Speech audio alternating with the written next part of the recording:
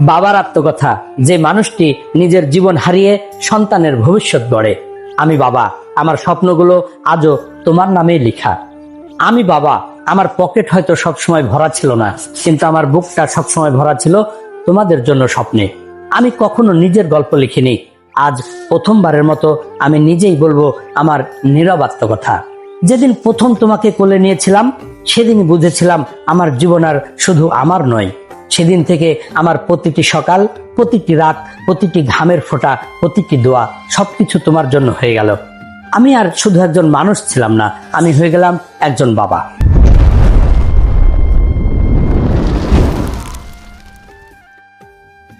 মানুষ ভাবে বাবারা নাকি কাঁদে না, আসলে আমরা কাঁদি, তবে চোখ দিয়ে নয়, দায়িত্বের ভারে।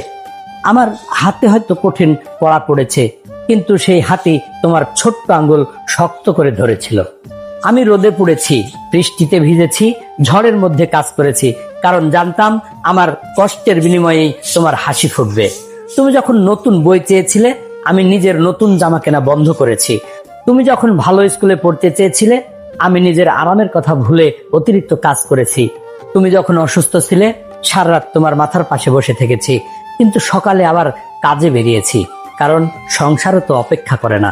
অনেক সময় তোমার রাগের কারণও হয়েছি। তুমি ভেবেছো আমি তোমাকে বুঝি না, কিন্তু বিশ্বাস করো, তোমার প্রতিটি কান্না আমার বুকের ভেতর ঝড় তুলেছে। আমি শুধু চেয়েছি তুমি এমন এক জায়গায় পৌঁছাও যেখানে আমি কখনো পৌঁছাতে পারিনি। তুমি আজ বড় হয়েছো, নিজের স্বপ্ন নিয়ে ব্যস্ত। আমি দূর থেকে তোমাকে দেখি, তোমার সাফল্যে আমার বুক গর্বে ভরে ওঠে, আর একটাই প্রার্থনা করে, তুমি যেন মানুষ হও। কারণ বড় পদ নয়, ভালো মানুষ হওয়াটাই একজন বাবার সবচেয়ে বড় জয়। আজ আমার চুলে সাদা রং, হাঁটতে একটু কষ্ট হয়, চোখে আগের মতো দেখতে পাই না, তবুও প্রতিদিন দরজার শব্দ শুনলেই মনে হয় হয়তো তুমি এসেছো। হয়তো আজ তুমি বলবে, বাবা তোমার জন্যই আজ আমি এখানে। একজন বাবার ভালোবাসা খুব কম শব্দে প্রকাশ পায়, কিন্তু তার প্রতিটি ত্যাগ, প্রতিটি সংগ্রাম, প্রতিটি নির্ঘুম রাত সন্তানের ভবিষ্যতের জন্য লেখা আরেকটি অমর কবিতা। বাবা হয়তো সবসময় ভালোবাসি বলেন না, কিন্তু তার পুরো জীবনটাই সেই একটি কথার প্রমাণ। আপনার বাবা যদি আজও আপনার জীবনের ছায়া হয়ে থাকেন, তাহলে আজই তার পাশে বসুন, তার হাতটি একবার ধরুন, বলুন, বাবা তোমার সব ত্যাগের জন্য আমি কৃতজ্ঞ। ভিডিওটি ভালো লাগলে লাইক দিন, শেয়ার করুন, আর কমেন্টে লিখুন, পৃথিবীর প্রথম নায়ক আমার বাবা। আত্মকথা সিরিজের আরো হৃদয় ছোঁয়া গল্প শুনতে এখনই পেজটি ফলো করুন। যারা ইউটিউব থেকে দেখছেন, এখনই চ্যানেলটি সাবস্ক্রাইব করুন।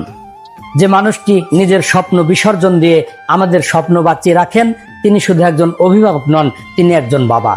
আজ ছিল বাবার আত্মকথা, আবার দেখা হবে আত্মকথা সিরিজের নতুন এক আবেগময় অধ্যায়ে। ততক্ষণ পর্যন্ত বাবা মায়ের প্রতি ভালোবাসা প্রকাশ করুন, কারণ অনেক অনুভূতি সময় চলে গেলে আর বলা যায় না।